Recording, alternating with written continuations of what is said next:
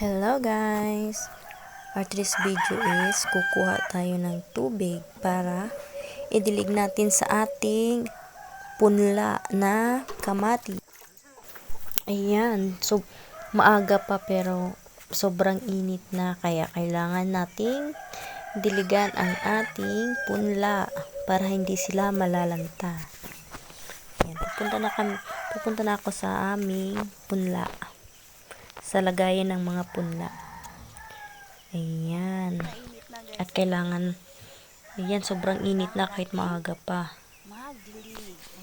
Kaya kailangan nating diligan yung kamatis.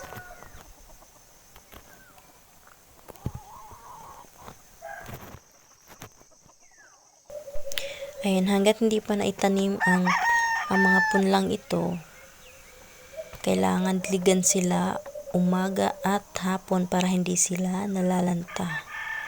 Kasi mabilis lang sila nalalanta kasi sobrang init.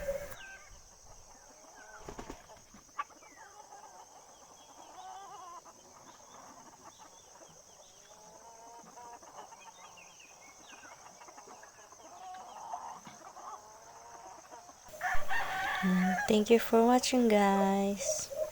Please don't skip ads.